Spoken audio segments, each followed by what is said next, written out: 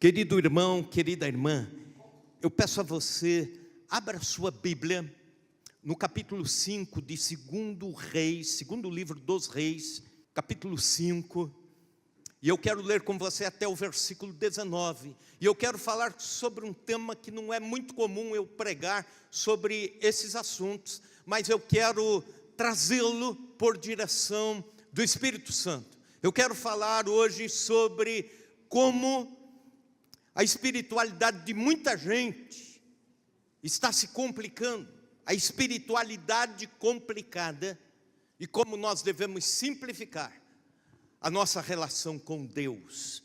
E para isso nós vamos observar a figura de Naamã.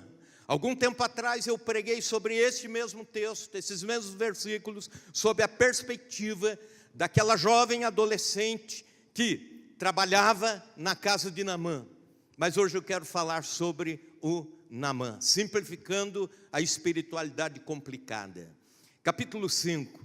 Naamã, comandante do exército do rei da Síria, era grande homem diante do seu senhor.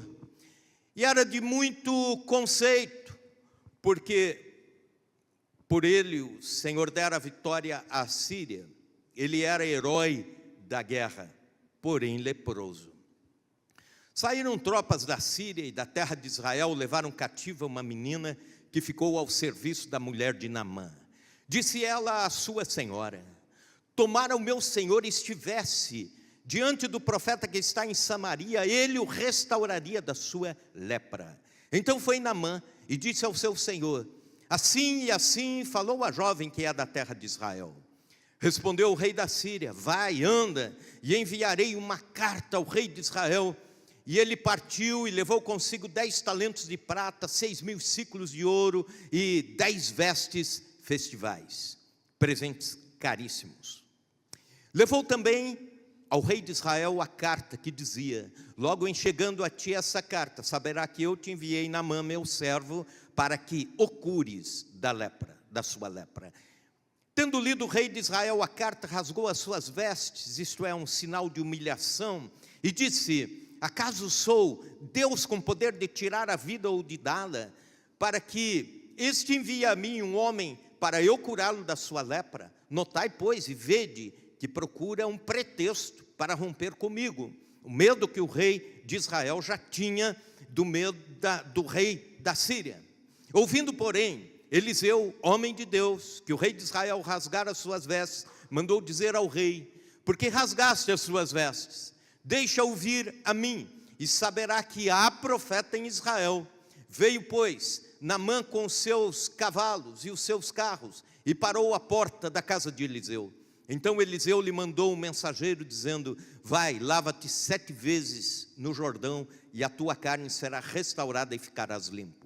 Naamã, porém, muito se indignou e se foi dizendo: pensava eu que ele sairia a ter comigo, por-se-ia de pé, invocaria o nome do Senhor seu Deus, moveria a mão sobre o lugar da lepra e restauraria o leproso. Não são, porventura, Abana e Farfar, rios de Damasco, melhores do que todas as águas de Israel? Não poderia eu lavar-me neles e ficar limpo? E voltou-se e se foi com indignação. Então chegaram a eles os seus oficiais e disseram: meu pai, se te houvesse dito o profeta alguma coisa difícil, acaso não a farias? Quanto mais, já que apenas te disse: lava-te e ficarás limpo. Então desceu e mergulhou no Jordão 7 vezes, consoante a palavra do homem de Deus, e a sua carne se tornou como a carne de uma criança e ficou limpo. Voltou o homem de Deus, e ele e toda a sua comitiva veio, pôs-se diante dele e disse: pôs-se diante dele e disse: eis que agora reconheço que em toda a terra não há Deus senão em Israel.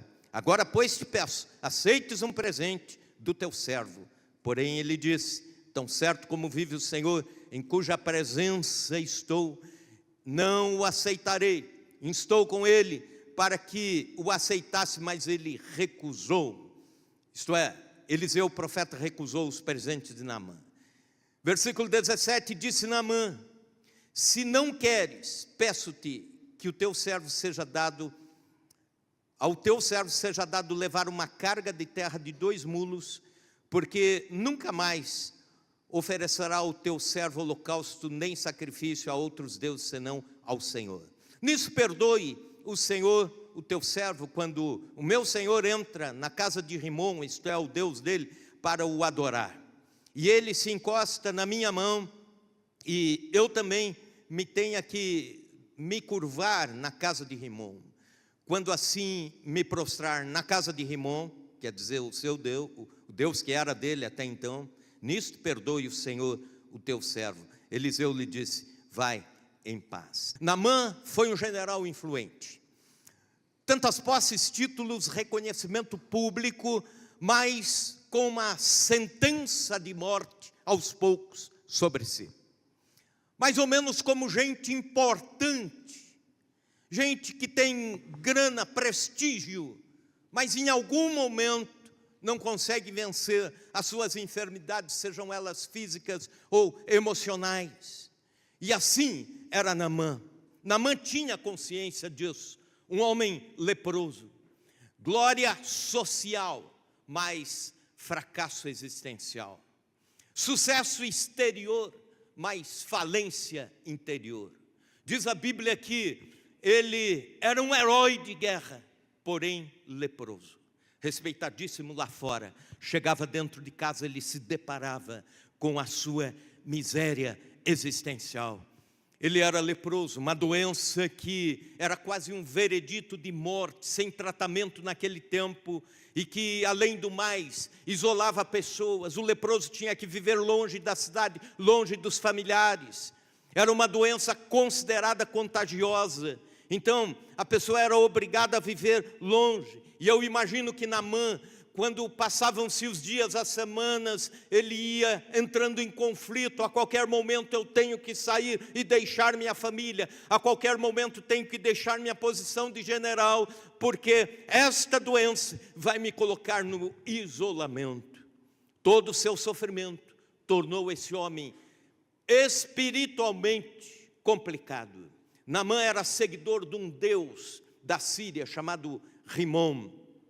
Mas aí, quando ele ouve falar do Deus verdadeiro, Deus de Israel, através da pequena, através da serva, através da escrava da sua esposa, que viera de Israel e que conhecera o profeta Eliseu e que conhecera o Deus Criador, ele logo ouve falar aqui e já vai atrás de uma solução.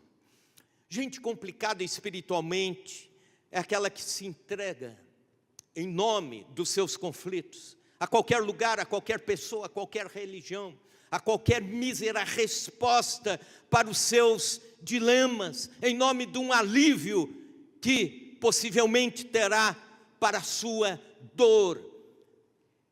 E Naamã poderia ir a um lugar errado ou buscar outro Deus.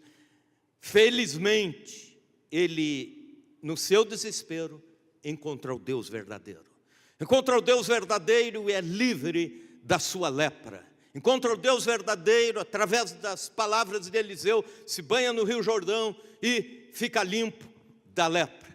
E depois, no final de tudo, ainda sua vida é trabalhada por Deus, sua vida espiritual. Normalmente pessoas que vivem correndo atrás de soluções rápidas para os seus dilemas pessoais podem se encontrar e podem se curvar diante de deuses estranhos e até potestades. Naamã, graças a Deus, encontra com o Senhor verdadeiro. Mas em Naamã eu vejo algumas complexidades comuns às pessoas aflitas dos nossos dias. Em primeiro lugar, gente aflita tende a se tornar espiritualmente complicada. Naamã tinha 3 conflitos intensos: a doença, a duplicidade, ser alguma coisa lá fora, o status de general vitorioso, herói de guerra, e dentro de casa, um fracassado na sua saúde física, um leproso, a duplicidade. Ele precisava esconder isso da sua nação e do seu exército. a insuficiência, a incapacidade de lidar com o seu maior problema. Nós estamos num mundo de pessoas aflitas, sofredoras, desesperadas, insuficientes, agarram-se a qualquer esperança, a qualquer proposta, qualquer ritual, qualquer Deus. O desespero pode levar pessoas ao misticismo, às crendices, ao ritualismo. Já viram aquelas pessoas que acendem uma vela para Deus, outra para o diabo, como dizem? Oram a todos os deuses, a todos os santos, de onde aparecer alguma resposta, já está bom. Vai ao Pai de Santo na sexta-feira, queima uma vela de madrugada para um santo da sua devoção, visita uma profetisa na quinta-feira, vai à sinagoga no sábado, vai a um culto neopentecostal no domingo de manhã, vai a um culto evangélico domingo à noite, e assim por diante. E o problema não é buscar a Deus, o problema é buscar a Deus onde Deus não está. E esse é um risco de pessoas que estão aflitas, não por causa da sua aflição, não por causa da sua dor, mas pela vulnerabilidade de dar um passo em direção ao mundo espiritual, sem saber o que isso significa. Existe uma grande ameaça hoje, que é a chamada espiritualidade pagã. Escute isso. Algumas universidades, das maiores do mundo, foram fundadas por crentes, por homens dedicados à fé, os chamados puritanos, que, por exemplo, fundaram a melhor universidade do mundo, a de Harvard. E hoje, sabe como é essa universidade? É um reduto de tantas adorações diferentes, a videntes, a bruxos, adoradores de cristais, que se orientam por videntes, misticismo oriental, cartomante, bruxarias, etc, etc. Por que não falar também da geração pós-moderna, onde é chique para as pessoas serem esotéricas, ou é chique para alguns serem místicos, adorando sol, lua, estrelas, natureza, árvores. Algum tempo atrás, ouvi de um grupo de pessoas esclarecidas, universitários esclarecidos, pessoas que têm os próprios negócios prósperos, mas que toda manhã vão até o Parque do Ibirapuera para adorar árvores e prestar seu culto a árvores e abraçar árvores para que a energia delas venha sobre eles. Um grupo de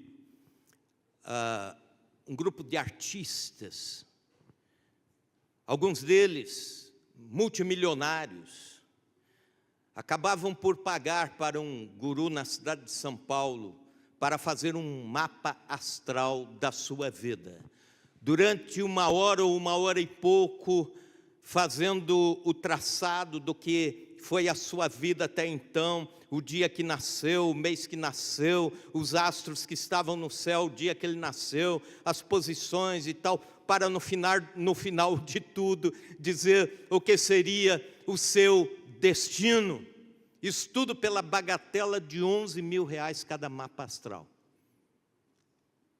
Agora, pasmem, há pregadores evangélicos que transposicionam esse tipo de coisa para a comunidade evangélica, misturando judaísmo, astrologia, espiritismo, e aí tentando lá na frente apontar o que vai ser o destino dessa pessoa, e como se precisasse fazer isso e conhecer aquele suposto destino para que essa pessoa estivesse em paz com o seu futuro. Querido irmão, querida irmã, em primeiro lugar, nosso destino já está traçado por Deus. Eclesiastes capítulo 10, versículo 14, a Bíblia diz que nós não vamos conhecer exatamente o que acontece no futuro. Salmo 139, a Bíblia diz que todos os dias já estão escritos nos livros de Deus. Deus nos formou e já formou os nossos dias. Romanos 8, 31, a Bíblia diz que quando nós fomos alcançados por Cristo,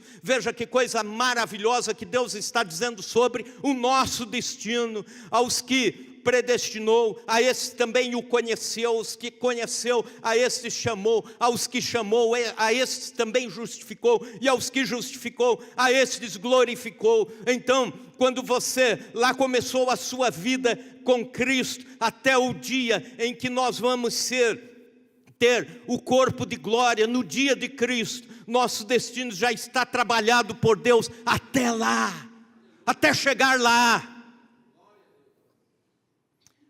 Mas gente aflita tem essa tendência, pode incorrer, por exemplo, nos erros de Deuteronômio 18, 10 a 12, quando Deus condena estas práticas de busca desesperada pelo futuro, inclusive considerando o mover dos astros. Isaías 47, 13 a 14, ou Deuteronômio 4, 19.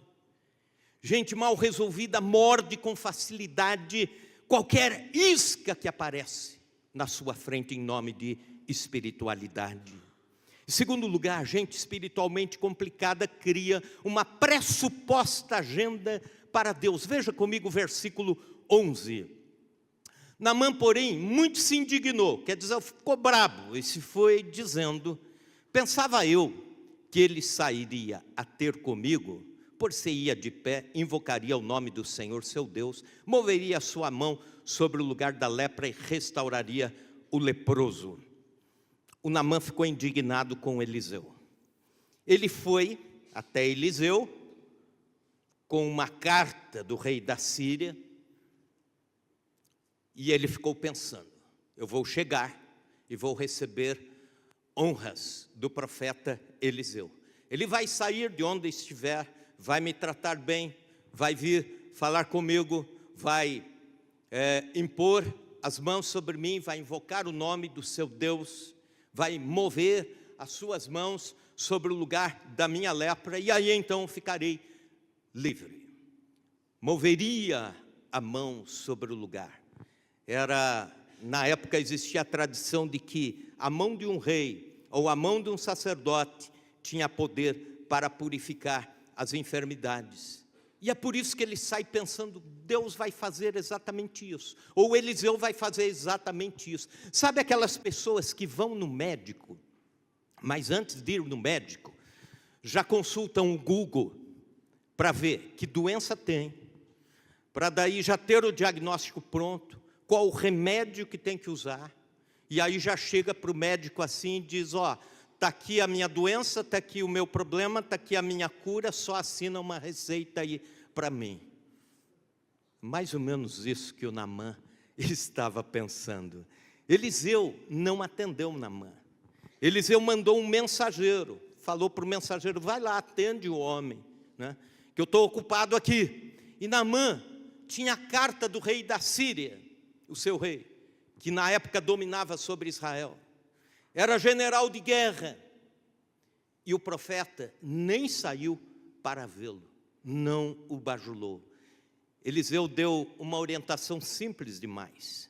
Disse: vai lá e diga para ele se banhar 7 vezes, mergulhar 7 vezes no rio Jordão, e ele vai ficar bom da sua lepra. E o Naamã fica furioso e vai embora.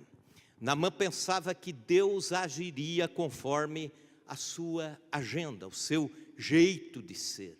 E nós criamos pressupostos, achando que Deus vai agir assim. E já oramos às vezes dizendo para Deus: Senhor, faz isso, depois isso, para isso aqui que o Senhor fizer primeiro já combine com aquilo que o Senhor vai fazer em segundo lugar. Mas ó Deus, presta atenção, porque eu estou pedindo aqui, eu estou determinando aqui que seja desse jeito. Acontece que Deus age do jeito dele, porque Ele é Deus. Então somente porque Ele é Deus. Terceiro lugar, gente espiritualmente complicada alimenta exigências egoístas. Veja o versículo 12. Não são porventura, palavras de Naamã, Abana e Farfar, rios de Damasco, melhores do que todas as águas de Israel? Não poderia eu lavar-me neles e ficar limpo? E voltou-se e se foi com indignação. Por que eu tenho que me banhar no rio Jordão, que é barrento, se na minha terra, capital da Síria, existem rios limpos, Abana, Farfar, rios de Damasco. Percebe o risco que corremos quando começamos a exigir detalhes de Deus para o nosso conforto pessoal? Quando queremos uma dose de conforto em nome da religião, o comodismo da fé, a receita do ópio, um ritual que combine comigo. Isso a gente chama de evangelho antropocentrista. Isto é, o centro é o homem, é o ser humano, e não Deus. E aí a gente começa com as nossas exigências, colocar Deus dentro dos nossos parâmetros de conforto pessoal. Não quero o Jordão, eu quero os rios limpos da minha terra. Tem gente assim. São discípulos que se tornam exigentes demais. E na sua exigência, acabam não aceitando mais a liderança dos ministérios, o estilo do culto, as programações, o som, a mídia, tudo vira uma reclamação só vem defeitos nos irmãos. Isso me faz lembrar um irmão lá de Belo Horizonte.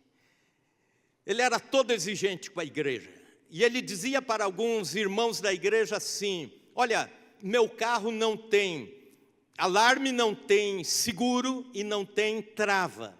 E eu deixo o meu carro lá do outro lado da rua.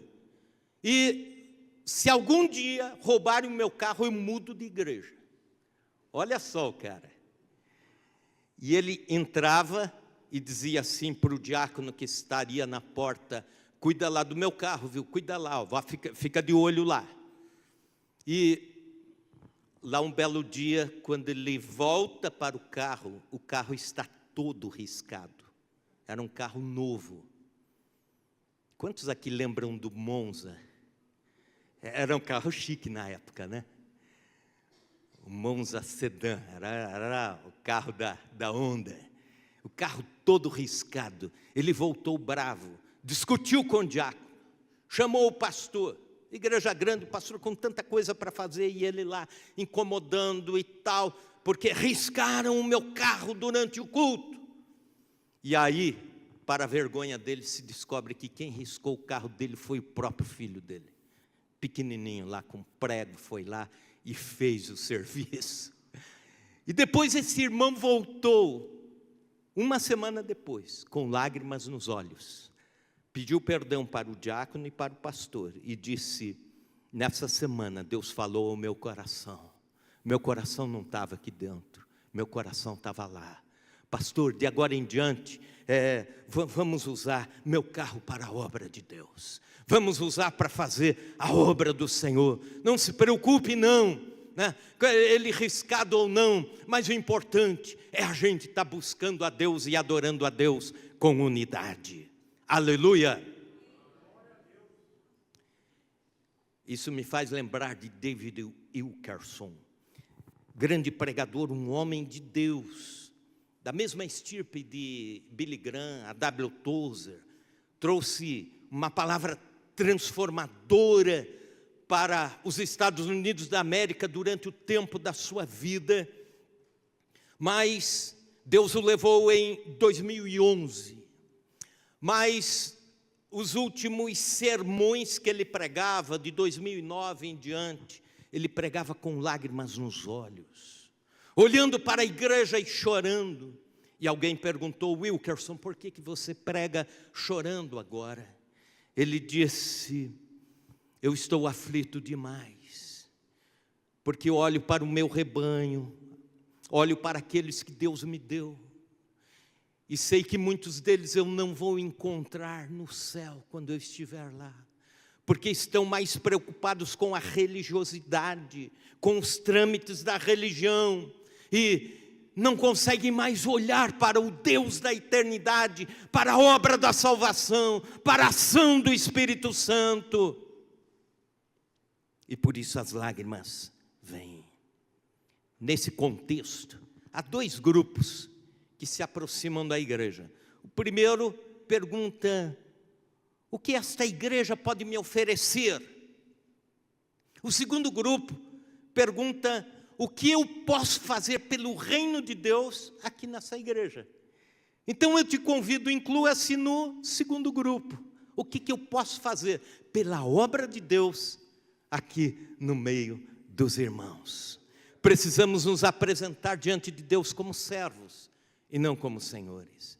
Quarto lugar, gente espiritualmente complicada complica a sua própria relação com Deus. Veja comigo o versículo 13. Então se chegaram a ele os seus oficiais e lhe disseram: meu pai, se te houvesse dito, profeta, alguma coisa difícil, acaso não o farias? Quanto mais, já que apenas se disse, lava-te e ficarás limpo. É necessário que os oficiais desse general, Naamã, vão lá conversar com ele, tentar dizer: olha, Eliseu te ofereceu uma coisa fácil, vai lá, se banha 7 vezes no Rio Jordão. Se ele mandasse fazer alguma coisa difícil, você faria. Por que você está duvidando da palavra de Deus, da simplicidade de Deus? Em outras palavras, se ele complicasse, você estaria junto. Mas ele facilitou, você caiu fora. Deus é simples, a revelação de Deus é simples. Ele tem coisas simples para nós, só que a gente prefere aquilo que é sensacional, aquilo que é arrojado, aquilo que é glamouroso. Ele tem sossego para a nossa alma, mas nós insistimos de que queremos ou ver o chão tremer ou nada. Salmo 131, versículos 1 e 2. Senhor, não é soberbo o meu coração, nem altivo o meu olhar. Não ando à procura de grandes coisas, nem de coisas maravilhosas demais para mim. Pelo contrário, fiz sossegar em ti a minha alma. Como criança desmamada se aquieta nos braços de sua mãe, como essa criança é a minha alma para contigo. Aquiete seu coração diante de Deus, como uma criancinha se aquieta nos braços do seu pai, da sua mãe. É desse jeito que Deus nos quer. Deus tem pão e peixe na simplicidade da praia de Tiberíades, na restauração de Pedro, mas nós queremos caviar. Jesus tem pequenos insights para a nossa vida, para dizer: eu estou aqui, estou trabalhando por você, estou com você, mas nós queremos grandes sensações. O maior pregador do século passado, o Billy Graham, levou centenas de milhares de pessoas a Cristo, a conhecerem Cristo. Um homem tremendamente usado por Deus. Quando esteve no Brasil em 1974, aproximadamente 180 mil pessoas foram para o Maracanã para ouvirem a palavra de Deus através de Billy Graham. É lógico que não deu para entrar todos, e colocaram telões lá fora, mas todas as arquibancadas completas, tomadas, o gramado todo completo, tomado. Ele prega a palavra de Deus com simplicidade, ele prega dizendo: quem crê não é julgado, portanto, creu no Filho de Deus. Ele prega dizendo: crê no Senhor Jesus Cristo, será salvo tu e a tua casa. Mensagem simples do Evangelho. Quando ele faz o convite para pessoas virem a Cristo, as pessoas vêm em lágrimas para o Senhor. A simplicidade do Evangelho. Eu me lembro da cena. Havia alguns feiticeiros que levaram até as imediações do Maracanã, com as roupas para invocarem os seus deuses e dizer: nós vamos fazer trabalhos aqui para prejudicar essa evangelização desse pregador americano. E interessante que quando termina a pregação, vários desses homens e mulheres estavam ali, dobrados diante de Deus. Simplicidade do Evangelho, simplicidade da oferta de Deus pela salvação do homem. Em quinto lugar, gente espiritualmente complicada tem dificuldade em compreender a graça. Veja comigo, versículos 15 e 16. Voltou ao homem de Deus e ele e toda a sua comitiva veio, pôs-se diante dele e disse: eis que agora reconheço que em toda a terra não há Deus senão Israel. Agora, pois, te peço, aceites um presente do teu servo. Toda aquela quantidade lá de prata, ouro e vestes festivais. Porém, Eliseu disse: tão certo como vive o Senhor, em cuja presença estou, não o aceitarei. Instou, quer dizer, insistiu com ele para que o aceitasse, mas ele recusou. O Deus verdadeiro não aceita mercantilismo de troca, mercantilização das suas dádivas sobre a minha e a sua vida.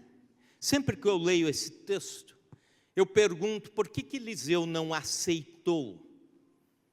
Não havia nenhum problema, porque os profetas aceitavam quando recebiam dádivas de pessoas que eram abençoadas. Isso não era nenhum crime, não era um procedimento ilegítimo, não era desonesto, mesmo porque o profeta Eliseu era pobre. Num texto anterior, diz a Bíblia que eles estavam ampliando a choupana onde reuniam os discípulos dos profetas e tiveram que emprestar um machado, porque não tinham condições de ter um machado. Em outro texto, a Bíblia diz que ele dependia de passar e durante o seu descanso ficar numa edícula emprestada de um casal. Então, por que ele não aceita a oferta?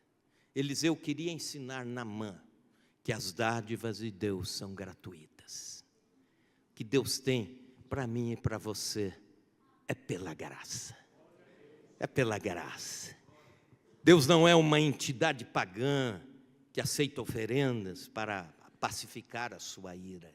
As dádivas de Deus partem da graça de Deus. É por isso que Jesus disse: de graça recebeste, de graça dai.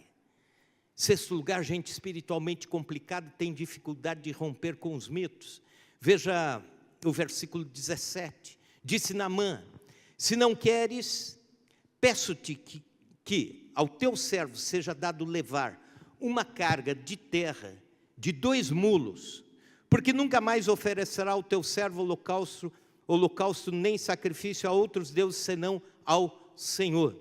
Por que ele queria levar terra de Israel? Ele queria levar 2 mulos cheios de terra de Israel para construir um altar lá na Síria. E aí ele acha que a terra de Israel é mais santa que a terra da Síria. E aí nessa ideia que ele vai com 2 mulos. Tanta gente hoje que tem esse tipo de crendice, jogos de jargões de palavras que se você disser isso, mais aquilo, um milagre vai acontecer, mas se você esquecer uma palavrinha já não está mais valendo. Gente que depende de comprar uma pequena arca da aliança para deixar na sua casa para trazer proteção e prosperidade. Ou então fitinhas nos braços com versículos bíblicos para trazer proteção. Não há nada de errado você ter versículo bíblico na geladeira, no braço, não tem problema nenhum. O problema é transformar isso em objeto de crendice, de proteção, talismã. Não é que são crentes que vão para o inferno, são imaturos. Vão para o céu, mas são imaturos, fracos na fé. Não têm ainda a mente de Cristo. Não compreenderam a superioridade da fé em cima, sobre os símbolos. Mas algumas atitudes descomplicam.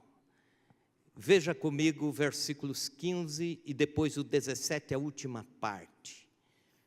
E nós vamos ver que a primeira atitude é deixar Deus ser Deus.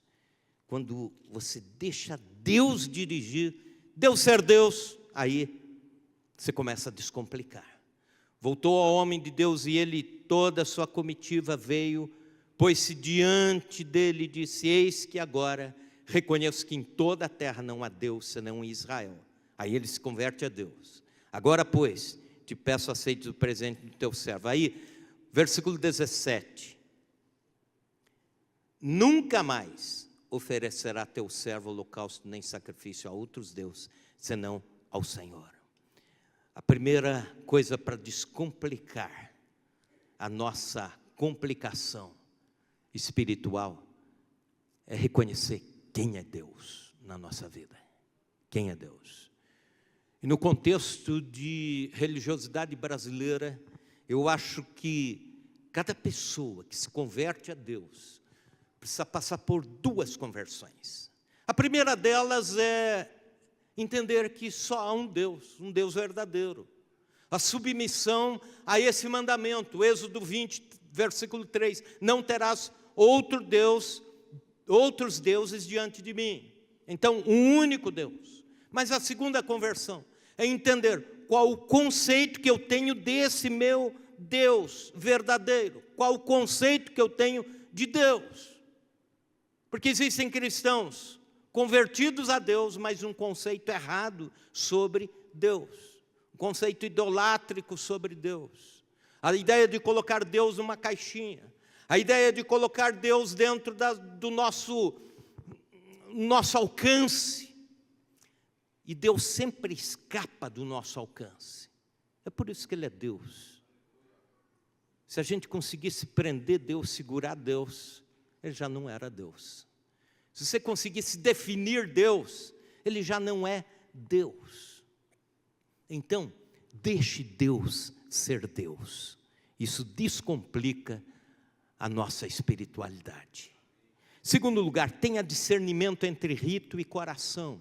Veja, o primeiro desafio desse homem convertido é ir de volta à casa do deus Rimon, que até então havia sido seu Deus, para levar o seu rei, o seu superior, para que ele adorasse, o seu superior adorasse a Deus.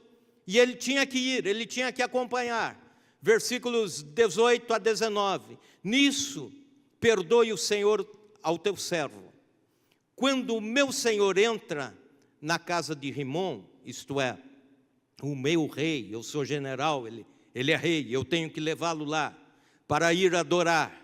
Ele se encosta na minha mão, provavelmente um rei de idade avançada.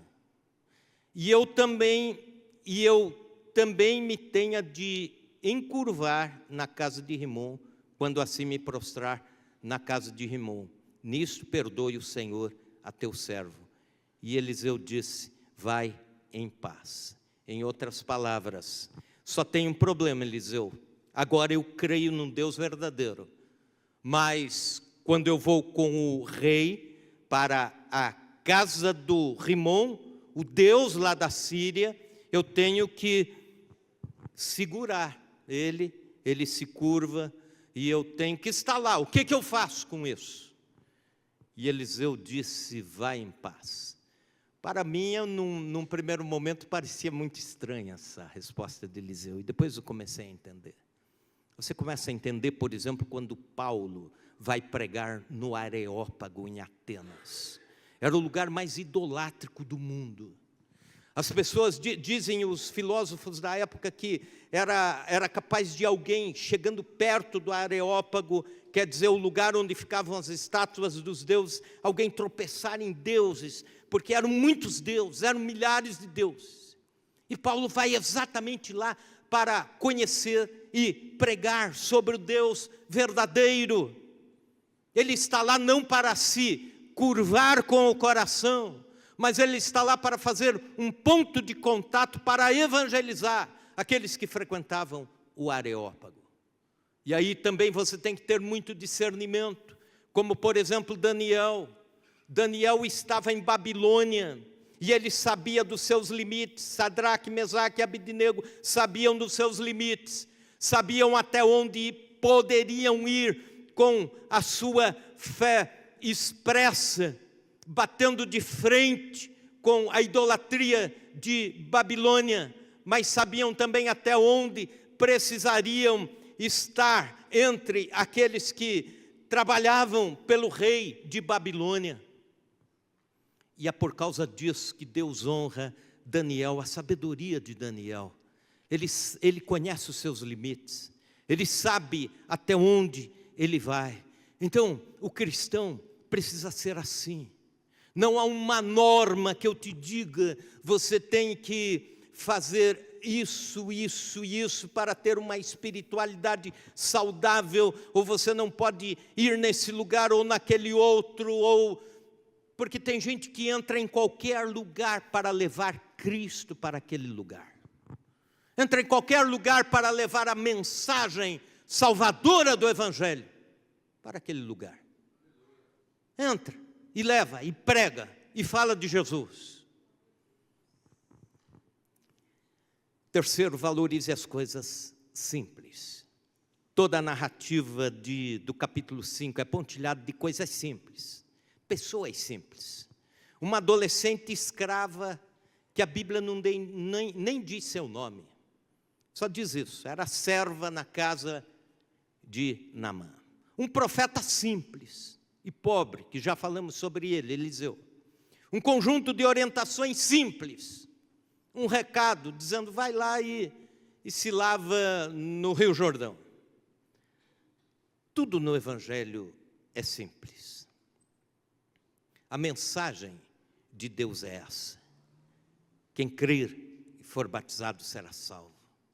A mensagem de Deus é essa através do apóstolo Paulo, que Cristo veio ao mundo para salvar os pecadores, do qual eu sou o principal. Ou então Atos 16:31, crê no Senhor Jesus Cristo e será salvo, tu e a tua casa. Quando nós entendemos a gratuidade, a graça e a simplicidade, nós vamos descomplicando a nossa vida espiritual. Nós damos a chance de Deus agir do jeito de Deus, da forma simples de Deus. Ouvi uma ilustração de um homem que tinha um problema sério. Ele gastava uma quantidade enorme de dinheiro em consultas do psicólogo, terapia, porque ele dizia que ele acordava toda noite de sobressalto, um susto, um medo, e ele tinha a sensação que tinha um monstro debaixo da cama. Ele acordava e ficava desesperado, suava frio, não conseguia dormir. No outro dia passava mal, tinha pesadelos por causa do monstro debaixo da cama. E foram feitos todos os exercícios da psicologia para que ele vencesse o monstro. Olha, na hora do medo, desce da cama, olha debaixo da cama. Tá, não tem monstro, acenda a luz. Depois volta a dormir, apaga a luz, não tem um monstro. E ele foi confrontando o seu medo, acendendo a luz, etc. Chamou o benzedor, resolve a questão do... Ninguém resolvia a questão do monstro debaixo da cama. E aí um dia ele contando isso para um amigo dele que era marceneiro disse, tá fácil, eu resolvo o teu problema. Foi lá na casa, cortou todos os pezinhos da cama. Pronto, não tem mais debaixo da cama. E aí encontrou o psicólogo. E aí, como é que está a situação? Resolvido. Quem que resolveu? O marceneiro. Às vezes Deus age igual marceneiro. Coisa simples demais. Mas é Deus. Aleluia. O Evangelho é simples demais, mas é Deus. Naamã chegou leproso, voltou curado.